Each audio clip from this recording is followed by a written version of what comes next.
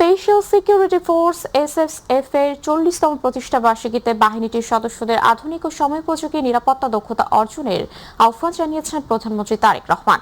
প্রধানমন্ত্রীর কার্যালয়ের শাপলা হলে আয়োজিত অনুষ্ঠানে তিনি বলেন, বর্তমান বৈশ্বিক ও প্রযুক্তি নির্ভর বাস্তবতায় নিরাপত্তা চ্যালেঞ্জ বহুমাত্রিক হয়ে উঠেছে। নিরাপত্তার বলয় যেন সরকারকে জনগণ থেকে বিচ্ছিন্ন না করে সেদিকেও গুরুত্ব দেওয়ার আহ্বান জানান প্রধানমন্ত্রী। মাহবুব সৈকতের report. Special security force SSF এর 40তম প্রতিষ্ঠাবার্ষিকী উপলক্ষে আয়োজিত অনুষ্ঠানে যোগ দেন প্রধানমন্ত্রী তারেক রহমান। তেজগাঁও প্রধানমন্ত্রীর কার্যালয়ের শাপলা হলে আয়োজিত অনুষ্ঠানে প্রতিষ্ঠা কাল থেকে বিশেষ এই নিরাপত্তা বাহিনীর সঙ্গে যারা যুক্ত ছিলেন তাদের প্রতি শুভেচ্ছা জানান তিনি। মরহুমা বেগম খালেদা জিয়া বিভিন্ন মেয়াদে সরকার প্রধান থাকাকালে এবং সর্বশেষ জীবনের শেষ দিনগুলোতে তিনি এবারকের হাসপাতালে চিকিৎসাধীন থাকা অবস্থায় এসএসএফ অত্যন্ত আন্তরিকতার সাথে দায়িত্ব পালন করেছে। আমি এসএসএফকে আমার এবং আমার পরিবারের পক্ষ থেকে তার জন্য আবারও আন্তরিকভাবে ধন্যবাদ জানাই।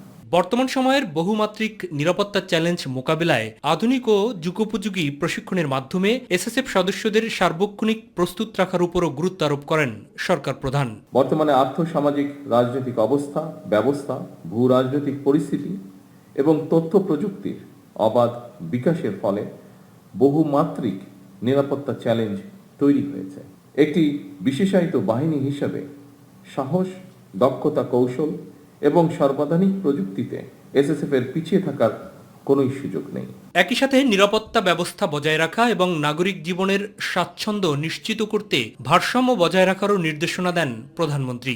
এই দুটোর মধ্যে ভারসাম্য রক্ষা করেই এসএসএফকে তাদের নিরাপত্তা কৌশল প্রণয়ন করতে হয়। আমি মনে করি এই ধরনের পরিস্থিতিতে সুষ্ঠু এবং সমন্বিতভাবে দায়িত্ব পালনের মাধ্যমে এসএসএফ এর কর্মদক্ষতাও প্রতিবাদ হয়ে ওঠে। সরকার প্রধান হিসেবে নিরাপত্তা বিধানে সাধারণ মানুষের সাথে এসএসএফ এর কি ধরনের আচরণ করা উচিত সে ব্যাপারেও দৃষ্টিভঙ্গি তুলে ধরেন প্রধানমন্ত্রী তারেক রহমান। নিরাপত্তার ঘেরাটোপে যাতে সরকার প্রধানকে জনগণ থেকে দূরে ঠেলে না দেওয়া হয়, এই সফিস্টিকেটেড বাহিনীর হিসাবে সেদিকেও বিশেষভাবে লক্ষ্য রাখার জন্য আমি আপনাদের প্রতি বিশেষভাবে আহ্বান জানাই। এর আগে এসএসএফ এর নবনির্মিত অত্যাধুনিক ফায়ারিং রেঞ্জ উদ্বোধন করেন প্রধানমন্ত্রী। মাহবুব সৈকত, মাইটিভি, ঢাকা। বিরোধী দলীয় নেতা ও জামাত ইসলামের আমির ডক্টর শফিকুর রহমানের সঙ্গে সৌজন্য সাক্ষাৎ করেছেন পাকিস্তানের হাইকমিশনার ইমরান হায়দার। সকালে 11:30টায় জাতীয় সংসদ ভবনের বিরোধী দলীয় নেতার কার্যালয়ে এই সাক্ষাৎ অনুষ্ঠিত হয়। বৈঠকে পাকিস্তানের হাইকমিশনার জানান, তারা বাংলাদেশের সঙ্গে ভবিষ্যৎমুখী দৃষ্টিভঙ্গি নিয়ে দ্বিপাক্ষিক সম্পর্ক আরও এগিয়ে নিতে চান। তিনি বলেন, বাংলাদেশ ও পাকিস্তানের সম্পর্ক সাম্প্রতিক সময়ে ইতিবাচক ধারায় অগ্রসর হচ্ছে। হাইকমিশনার জানান, পাকিস্তান আগামী 5 বছরে পর্যায়ক্রমে বাংলাদেশের 500 জন ছাত্রছাত্রীকে স্কলারশিপ প্রদান করবে। আগামীতে দুদেশের বিশ্ববিদ্যালয়গুলোর মধ্যে আরও বেশি মেধা বিনিময়ের কাজ চলমান রয়েছে। পাকিস্তানের হাইকমিশনার একটি সংসদীয় গ্রুপ গঠন এবং সংসদীয় পর্যায়ে দুই দেশের সম্পর্ক আরও জোরদার করার আহ্বান জানান। যুক্তরাষ্ট্র ও ইরানের মধ্যে শান্তি চুক্তি স্বাক্ষরে পাকিস্তানের ভূমিকার জন্য বিরোধী দলীয় নেতা হাইকমিশনারের মাধ্যমে পাকিস্তান সরকারকে ধন্যবাদ জানান। গণভোটের রায় বাস্তবায়ন, জনদুর্ভোগ লাঘবের দাবিতে আগামী 20 জুন খুলনা সার্কিট হাউস ময়দানে বাংলাদেশ জামাত ইসলামীর বিভাগীয় সমাবেশ অনুষ্ঠিত হবে। সমাবেশে প্রধান অতিথি হিসেবে উপস্থিত থাকবেন জামাত ইসলামীর আমির ডক্টর শফিকুর রহমান। দুপুরে খুলনা প্রেস ক্লাবের 11 দলীয় ঐক্য খুলনা বিভাগের আয়োজনে দলের সেক্রেটারি জেনারেল মিয়া গোলাম পরোয়ার বলেন, দুর্নীতি, দলীয়করণ ও লুটপাটের কারণে বিএনপির সবার আগে বাংলাদেশ স্লোগানটি এখন সবার আগে বিএনপিতে পরিণত হয়েছে। তিনি আরও বলেন, বিএনপি জুলাই সনদ সমর্থন করলেও ক্ষমতায় বসার পরই জুলাই সনদ বাস্তবায়ন নিয়ে সরকার ইউ-টার্ন নিয়েছে। জনরায় বাস্তবায়নে প্রয়োজনে রাজপথে আন্দোলন গড়ে তোলা হবে বলেও হুঁশিয়ারি দেন তিনি। বৈষম্য, দলীয়করণ, লুটপাট এবং বড় কথা হলো আমাদের গণভোটের গণরায়ের বাস্তবায়নের দাবিতে আমরা দেশবাসীকে কয়েক রাউন্ড কর্মসূচি দিয়ে জনগণকে সচেতন করছি, জনমত আমরা গঠন করছি। বিভাগীয় শহরের এই সমাবেশগুলো সম্পন্ন হলে রাজধানী ঢাকায় শীর্ষ নেতৃবৃন্দ ইনশাআল্লাহ একটি মহা সমাবেশের মধ্য দিয়ে পরবর্তী রাউন্ডের কর্মসূচি ঘোষণা করবেন। বাংলাদেশকে শক্তিশালী গণতান্ত্রিক রাষ্ট্র হিসেবে বিনির্মাণের সরকার প্রতিশ্রুতিবদ্ধ বলে জানিয়েছেন তথ্যমন্ত্রী জহিরুদ্দিন স্বপন। সেই দায়বদ্ধতা থেকে সরকার স্বাধীন গণমাধ্যম নিশ্চিতে কাজ করছে বলে জানান মন্ত্রী। হোটেল ইন্টারকন্টিনেন্টালে জাতীয় গণমাধ্যম কমিশনের রূপরেখা প্রণয়নের লক্ষ্যে আয়োজিত কর্মশালায় এই কথা বলেন তথ্যমন্ত্রী। তিনি বলেন, সরকার সহ কেউ ভুলের ঊর্ধ্বে নয়, আর সেই ভুল গণমাধ্যমকে গঠনমূলকভাবে ধরিয়ে দেওয়ার আহ্বান জানান তিনি। গণতান্ত্রিক রাষ্ট্র করতে সকলকে সাথে নিয়ে সংস্কার করা হবে। গণমাধ্যমের স্বাধীনতা নিশ্চিত করতে কাজ করে যাবে সরকার। এই রাষ্ট্রকে একটা গণতান্ত্রিক রাষ্ট্রে পরিণত করার জন্য, একটা কল্যাণমূলক রাষ্ট্রে পরিণত করার জন্য যে সমস্ত জায়গাতে মেরামত করা দরকার, সকলকে সাথে নিয়ে সেই সব জায়গাতে আমরা মেরামত করব। এবং সেই এরিয়াগুলির মধ্যে একটি গুরুত্বপূর্ণ এরিয়া হচ্ছে গণমাধ্যম। এবং সেক্ষেত্রে আমরা বলে রেখেছি যে আমরা গণমাধ্যমের স্বাধীনতাকে নিশ্চিত করব এবং সেই লক্ষ্যে আপনাদের সকলকে সাথে নিয়ে আমরা পথ চলব। আগামী 2 জুলাই থেকে শুরু হচ্ছে এসএসসি ও সমমানের পরীক্ষা। এবার সব কয়টি সাধারণ শিক্ষা বোর্ডে অভিন্ন প্রশ্নপত্রে পরীক্ষা নেওয়া হবে বলে জানিয়েছেন শিক্ষামন্ত্রী ডক্টর আ.ন.ম এহসানুল হক মিলন। দুপুরে সচিবালয়ে শিক্ষা মন্ত্রণালয়ের সম্মেলন কক্ষে আয়োজিত সংবাদ সম্মেলনে এই কথা বলেন শিক্ষামন্ত্রী। শিক্ষামন্ত্রী বলেন, পরীক্ষার সময় ঝড়, অতিবৃষ্টি, বন্যা অথবা যে কোনো দুর্যোগ হলে বিকল্প ব্যবস্থা রাখবো। প্রশ্নপত্র তো আগেই পৌঁছে যাবে। পরীক্ষার সময় সমস্যা হলে তার জন্য ব্যবস্থা আছে। এই নিয়ে সংশ্লিষ্টদের নির্দেশনা দেয়া হয়েছে।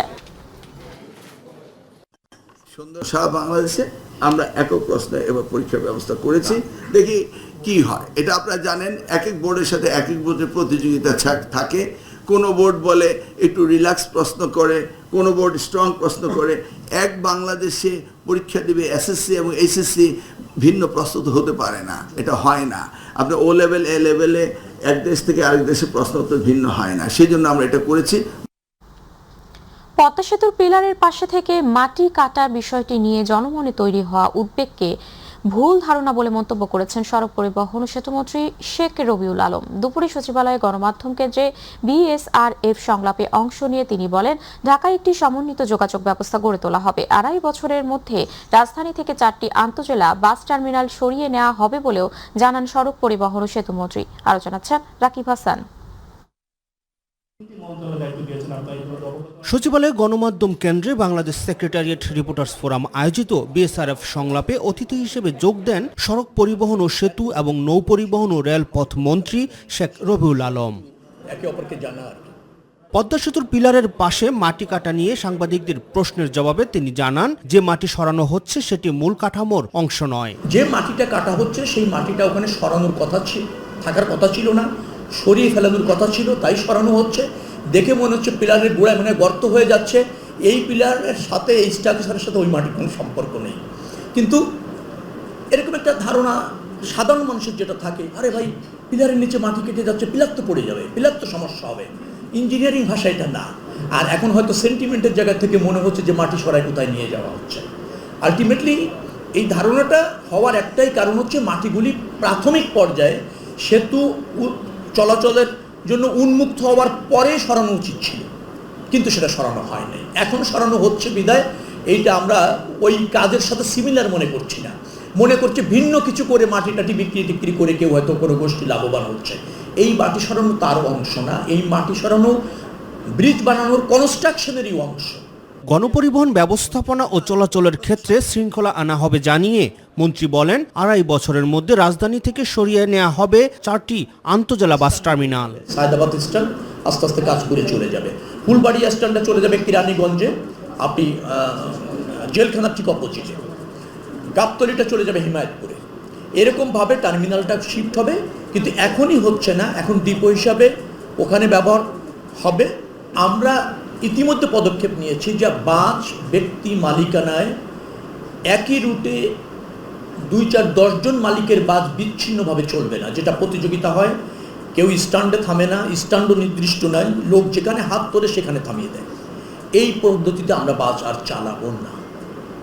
আমরা প্রত্যেকটা রুটে যারা বাস চালায় তাদেরকে যেটা কোম্পানি করতে চাই, নির্দিষ্ট বাস একই কালারের নির্দিষ্ট মানের ফিটনেস রেখে, ফ্যাসিলিটিস রেখে চালাতে হবে। এদিকে রূপগঞ্জে বালু নদীর উপর নির্মাণাধীন দুটি সেতু পরিদর্শন করতে গিয়ে সেতু ও নৌপরিবহন প্রতিমন্ত্রী হাবিবুর রশিদ অভিযোগ করেন একটি কুচক্রী মহল নানাভাবে সরকারের উন্নয়ন কাজে বাধা সৃষ্টি করছে। আমরা উন্নয়নে বিশ্বাস করি, আমরা জনগণের ক্ষমতায় বিশ্বাস করি। রাকিব হাসান, মাইটিভি, ঢাকা। প্রস্তাবিত বাজেট কেবল আয় ব্যয়ের হিসাব নয়, বরং 2034 সালের মধ্যে বাংলাদেশকে $1 ট্রিলিয়ন অর্থনীতিতে রূপান্তরের একটি সুনির্দিষ্ট পথনকশা বলে মন্তব্য করেছেন প্রধানমন্ত্রীর অর্থ ও পরিকল্পনা বিষয়ক উপদেষ্টা রাশেদ আল মাহমুদ তিতুমির। রাজধানীর সিডডাপ মিলনায়তনে র্যাপিড আয়োজিত বাজেট অর্থবছর 2026-27 অর্থনৈতিক প্রতিকূলতা মোকাবেলা শীর্ষক সংলাপে তিনি এই মন্তব্য করেন। এ সময় তিনি বলেন, ভবিষ্যতে শিল্প সুরক্ষার জন্য জ্বালানি নিরাপত্তা গড়ে তোলা হবে। জাহিদ আহমেদ বাবুর রিপোর্ট। সরকারের প্রস্তাবিত বাজেট নিয়ে সংস্কারের বার্তা, সামষ্টিক অর্থনীতির স্থিতিশীলতা এবং বাস্তবায়নের চ্যালেঞ্জ শীর্ষক এই আলোচনা সভা। গবেষণাধর্মী প্রতিষ্ঠান র্যাপিড আয়োজিত সভায় বক্তারা তুলে ধরেন শিক্ষা ও স্বাস্থ্য খাতের গুরুত্ব। 41 রোগের হাতে যদি ফ্যামিলি কার্ড পৌঁছায়, তারা যদি genuine poor and disadvantage group হয়, তাহলে সেই পভার্টিটা আমরা মনে করি যে 13.8 ভাগে নেমে আসবে। অনুষ্ঠানে বিশিষ্টজনেরা জানান, ব্যবসায়ীরা নানা কারণে শঙ্কিত, তবে সরকারের পাশে থাকবে ব্যবসায়ীরা। তারা জানান, দেশের জ্বালানি নিরাপত্তা নিশ্চিতের মাধ্যমে অর্থনৈতিক লক্ষ্যমাত্রা নির্ধারণেও সহায়ক হবে। আমাদের কর্পোরেট ট্যাক্স রেট এখনো 27%-এ, ভিয়েতনাম যেখানে 20%-এ। আমরা যদি সত্যি সত্যি বিদেশি বিনিয়োগ বা দেশি বিনিয়োগকে আকৃষ্ট করতে চাই, সেটা এই বছর থেকে কমিয়ে এটা একটা গ্লাইডিং স্কেলে কমানোর আমরা একটা অ্যানাউন্সমেন্ট আশা করছিলাম, সেটা আমরা পাইনি। মানুষ তৈরি করার জন্য শিক্ষা এবং সেখানে ক্রীড়া আর সংস্কৃতিটাকে যে গুরুত্ব দেওয়া হয়েছে, এটার জন্য আমরা সরকারকে সাধুবাদু জানাবো।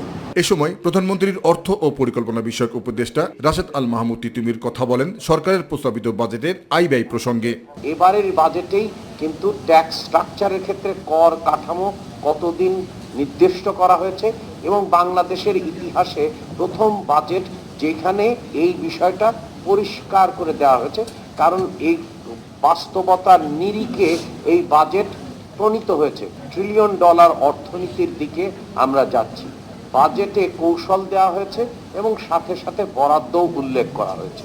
সরকার মানব সম্পদ এবং প্রাতিষ্ঠানিক সংস্কারের দিকে মনোযোগ বাড়াবে উল্লেখ করে ব্যবসা সহজীকরণের জন্য লাল ফিতার দূরত্ব দূর করা হবে বলে জানান তিনি। এবারের বাজেটে আমরা বিনিয়ন্ত্রণকরণ বা সহজ করে কিভাবে ব্যবসা করা যায় বা ব্যবসা করার ক্ষেত্রে খরচ কিভাবে কমানো যায় সেই বিষয়ে সুনির্দিষ্ট কৌশল এবং পদ্ধতি উল্লেখ করা হয়েছে। শিল্পকে নিরাপদ করতে জ্বালানি নিরাপত্তা গড়ে তোলার পাশাপাশি ভবিষ্যতে করের হার না বাড়িয়ে অভ্যন্তরীণ সম্পদ বৃদ্ধি করা হবে বলেও জানান রাশেদ আল মাহমুদ তিতুমির। করের হার না বাড়িয়ে অভ্যন্তরীণ সম্পদ সংগ্রহ বৃদ্ধি। জাহিদ আহমেদ বাবু, মাই টিভি, ঢাকা। বাংলাদেশ সেনাবাহিনী দেশের গণ্ডি পেরিয়ে বিশ্ব পরিসরেও অবদান রাখছে বলে মন্তব্য করেছেন সেনাপ্রধান ওয়াকরুজ্জামান। সেনাবাহিনীর আধুনিকায়নে বাস্তবমুখী নানা উন্নয়নের পরিকল্পনা নেওয়া হয়েছে বলেও জানান তিনি। চট্টগ্রামের বাংলাদেশ মিলিটারি একাডেমির প্যারেড গ্রাউন্ডে 90তম দীর্ঘমেয়াদী কোর্সের অফিসার ক্যাডেটদের কমিশন প্রাপ্তি উপলক্ষে আয়োজিত রাষ্ট্রপতি কুচকাওয়াজে প্রধান অতিথির বক্তব্যে তিনি এই কথা বলেন। সেনাপ্রধান বলেন, মাতৃভূমির স্বাধীনতা ও সার্বভৌমত্ব অক্ষুণ্ণ রাখতে দক্ষ, আধুনিক ও দেশপ্রেমে উদ্বুদ্ধ সেনাবাহিনীর গুরুত্ব অপরিসীম। নবীন কর্মকর্তাদের উদ্দেশ্যে তিনি বলেন, শপথ গ্রহণের মধ্যে দিয়ে তাদের উপর দেশের স্বাধীনতা ও সার্বভৌমত্ব রক্ষার পবিত্র দায়িত্ব অর্পিত হয়েছে। এই দায়িত্ব পালনের সততা, শৃঙ্খলা, কর্তব্যবোধ ও পেশাদারিত্বের পরিচয় দিতে হবে। গণপ্রজাতন্ত্রী বাংলাদেশ সরকারের মাননীয় প্রধানমন্ত্রী জনাব তারেক রহমান তোমাদের সকলকে সালাম এবং অভিনন্দন জানিয়েছেন। তোমাদের কাছে আমার প্রত্যাশা, নেতৃত্বের সর্বোচ্চ গুণাবলী যেমন সততা, সত্যবাদিতা, কর্তব্যনিষ্ঠা ও কঠোর পরিশ্রম দ্বারা সেনাবাহিনীর উপর অর্পিত সকল দায়িত্ব তোমরা সর্বোচ্চ আন্তরিকতা ও পেশাদারিত্বের সাথে পালন করবে। গাজীপুরের কালিয়াকৈরের চন্দ্রা এলাকায় একটি তৈরি পোশাক কারখানায় সরবরাহকৃত পানি পান করে 2 শতাধিক শ্রমিক অসুস্থ হয়ে পড়েছেন। সকালে উপজেলার ড্রেসম্যান লিমিটেড নামের কারখানায় এই ঘটনা ঘটে। কারখানার শ্রমিক ও কর্তৃপক্ষ জানায়, সকালেও শ্রমিকরা কাজ শুরুর পর কারখানার সরবরাহ করা পানি পান করেন তারা। কিছুক্ষণ পরেই শ্রমিকদের মধ্যে বমি, তীব্র পেট ব্যথা, শারীরিক দুর্বলতা ও শ্বাসকষ্ট দেখা দেয়। এক পর্যায়ে অসুস্থতার বাড়তে থাকলে দ্রুত তাদের কালিয়াকৈর উপজেলা স্বাস্থ্য কমপ্লেক্স এবং আশপাশের বিভিন্ন ক্লিনিক ও হাসপাতালে পাঠানো হয়। চিকিৎসকরা প্রাথমিকভাবে ধারণা করছেন এটি ফুড পয়জনিং বা পানিতে বিষাক্ত কিছু মেশানো হতে পারে। প্রধানমন্ত্রীর নির্দেশে লালমনিরহাটে আলোচিত শিশু নন্দিনী হত্যা মামলার খোঁজ খবর নিতে ঘটনাস্থলে পরিদর্শন করেছেন দুর্যোগ ব্যবস্থাপনা ও ত্রাণ মন্ত্রী আসাদুল হাবিব দুলু। এ সময় তিনি দ্রুত তদন্ত শেষ করে দোষীদের বিচার নিশ্চিত করার আশ্বাস দেন। দুপুরে আদিতমারি উপজেলার ভেলাবাড়ি ইউনিয়নের ফলিমারি গ্রামে নির্মম হত্যাকাণ্ডের শিকার 7 বছর বয়সী শিশু নন্দিনীর বাড়িতে যান তিনি। শোক সন্তপ্ত পরিবারের সদস্যদের সান্ত্বনা দিয়ে মন্ত্রী সাংবাদিকদের জানান, মামলাটি দ্রুত তদন্তের মাধ্যমে প্রকৃত অপরাধীদের বিচারের আওতায় আনা হবে। তাদের যত ধরনের সহযোগিতা সেটা দিবেন। আমরা আশা করি আরো কিছু পরীক্ষা নিরীক্ষা বাকি রয়েছে, এটি যখন এসে যাবে দ্রুত সময়ের মধ্যে চার্জশিট দিয়ে এই বিচার কার্য সম্পন্ন করা হবে। বাংলাদেশ জামাত ইসলামী ন্যায় ইনসাফ ভিত্তিক মানবিক ও জনবান্ধব বাংলাদেশ প্রতিষ্ঠা করার জন্য নিরলস ও আপোষহীনভাবে কাজ করে যাচ্ছে বলে মন্তব্য করেছেন দলটির কেন্দ্রীয় নির্বাহী পরিষদ সদস্য ঢাকা মহানগরী উত্তরের আমির মোহাম্মদ সেলিম উদ্দিন। রাজধানীর উত্তরে 11 নম্বর সেক্টরের কাঁচা বাজারে সুবিধা বঞ্চিত ও অসহায় মানুষের জন্য বাংলাদেশ জামাত ইসলামের বিশেষ উদ্যোগ মানবতার বক্স কর্মসূচির আনুষ্ঠানিক উদ্বোধন অনুষ্ঠানে তিনি এই কথা বলেন। এ সময় তিনি সমাজের সুবিধা বঞ্চিত মানুষের পাশে দাঁড়ানোর আহ্বান জানান। জুলুম মুক্ত, অন্যায় মুক্ত একটা সুশাসনের ঢাকা, যেখানে যানজট থাকবে না, এই ঢাকাকে বদলাবার জন্য আসুন আমরা সবাই মিলে ঐক্যবদ্ধ হই। প্রতারণার মামলায় আদালতে হাজির না হওয়ায় বেসরকারি টেলিভিশন চ্যানেল সময় টেলিভিশনের সাবেক ব্যবস্থাপনা পরিচালক আহমেদ জোবায়ের, তার স্ত্রী, সন্তান ও সাক্ষী সহ 6 জনের বিরুদ্ধে গ্রেপ্তারি পরোয়ানা জারি করেন আদালত। আজ আত্মসমর্পণের পর আহমেদ জোবায়েরকে কারাগারে পাঠানোর নির্দেশ দেন আদালত। বুধবার ঢাকার মেট্রোপলিটন ম্যাজিস্ট্রেট আরিফুর রহমান অভিযুক্তদের বিরুদ্ধে গ্রেপ্তারি পরোয়ানা জারির নির্দেশ দেন। রাজধানীর কলাবাগান থানায় দায়ের করা বিশ্বাসভঙ্গ সংক্রান্ত এক মামলায় আহমেদ জোবায়ের সহ 6 জনকে আদালতে উপস্থিত হয়ে অভিযোগের বিষয়ে ব্যাখ্যা দিতে বলা হয়েছিল। এ লক্ষ্যে গত 10 মে ঢাকার মেট্রোপলিটন ম্যাজিস্ট্রেট আদালত সমন জারি করেন। সমনে অভিযুক্তদের 17 জন সশরীরে অথবা আইনজীবীর মাধ্যমে আদালতে হাজির হয়ে আইনি জবাব দাখিলের নির্দেশ দেওয়া হয়েছিল। নেত্রকোনার হাওর বিস্তৃত 2 উপজেলায় মাছ ধরতে গিয়ে পৃথক স্থানে বজ্রপাতে 3 জনের মৃত্যু হয়েছে। সকালে কেন্দুয়া ও মদন উপজেলায় এসব মৃত্যুর ঘটনা ঘটে। পুলিশ ও স্থানীয় সূত্রে জানা গেছে, সকালে বৃষ্টির সময় মদনের বাড়ির সামনের গণেশের হাওরে রাজীব মিয়া এবং একই সময়ে কেন্দুয়া উপজেলার মোরাইল বিলে ও শান্তিকোনা গ্রামের খালপাড়ে মাছ ধরতে গিয়ে কৃষক শামসুল হুদা ও আশরাফুল বজ্রপাতের শিকার হয়ে ঘটনাস্থলেই মারা যান। কেন্দুয়া ও মদন থানার ওসি জানিয়েছেন, নিহতদের মরদেহ উদ্ধার করা হয়েছে এবং আইনি প্রক্রিয়া শেষে মরদেহ পরিবারের কাছে হস্তান্তর করা হবে।